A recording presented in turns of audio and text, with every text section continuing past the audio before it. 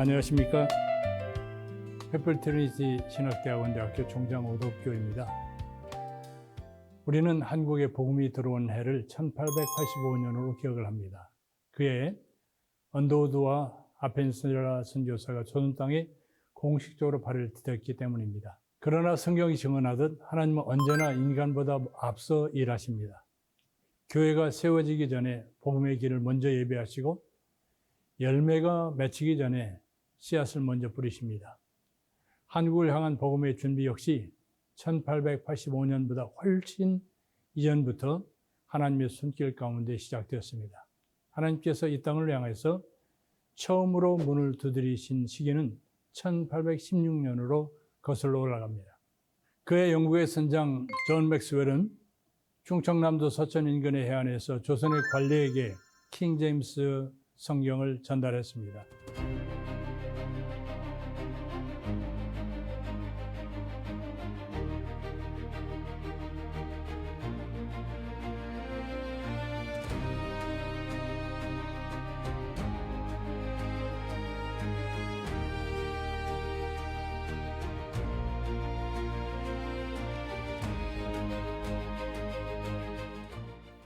이 항해에 동행했던 해군 장교이자 여행가 바시롤은 훗날에 10일간의 조선 항해기를 남깁니다. 그는 조선을 이렇게 기록합니다.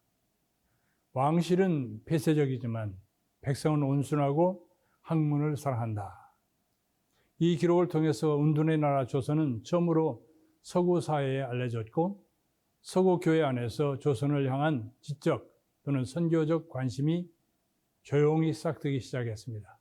그리고 하나님이 이 관심을 한 사람의 사명으로 구체화하셨습니다. 그 인물이 바로 칼 귀칠라프입니다. 귀칠라프는 독일 경건주의 전통에서 자라났습니다.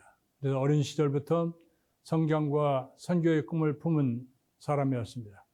그는 동아시아 선교로 해서 중국 연안을 오가면서 중국어와 한문을 익혔고 성경을 번역하고 문서를 통해서 복음을 전하는 선교 전략을 발전시켰습니다. 1832년 귀칠라프는 마침내 서해안을 통해서 조선 땅에 접근합니다. 그러나 그는 조선에 오래 머물지 못했습니다. 공개적으로 설교하지도 못했고 교회를 세우지도 못했으며 핵심자를 얻지도 못했습니다. 겉으로 보면 귀칠라프의 조선 선교는 실패처럼 보입니다. 그러나 하나님의 시선에서 귀칠라프의 선교는 결코 실패가 아니었습니다. 그는 조선의 관리와 백성들을 만나 대화를 나누었고 그들에게 한문으로 된 성경과 기독교 문서를 전달했습니다. 설교가 아닌 책과 문자를 통해서 이 땅에 복음의 씨앗을 뿌린 것입니다.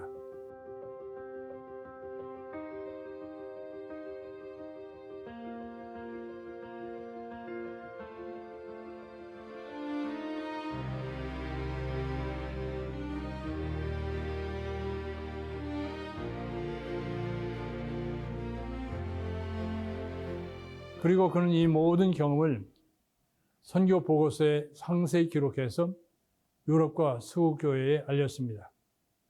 귀칠라프는 이 보고서에서 이렇게 말합니다. 조선 사람은 무엇보다도 책을 사랑하는 민족이므로 책으로 접근해야 한다라고 말했습니다. 비록 나라의 문은 닫혀 있지만 백성의 마음은 열려 있다고 그는 말을 했습니다.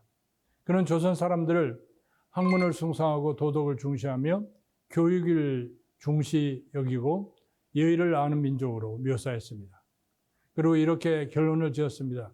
이 민족은 복음을 받아들일 만한 준비가 되어 있다.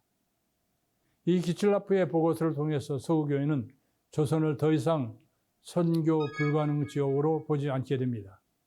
반드시 들어가야 할 선교지로 인식하게 됩니다. 그 결과 19세기 후반 수많은 선교사와 선교단체들이 조선을 주목하기 시작했고 마침내 본격적인 한국 선교의 문이 열리게 됩니다.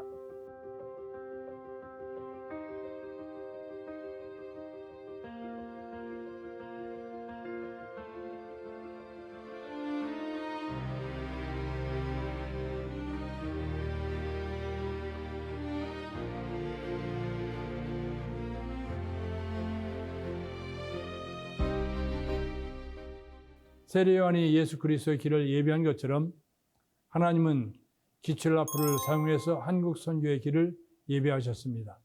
사랑하는 시청자 여러분, 기칠라프는 교회를 세우거나 그는 조선에 머물거나 하지 않았습니다. 그러나 그는 복음의 길을 남겼습니다.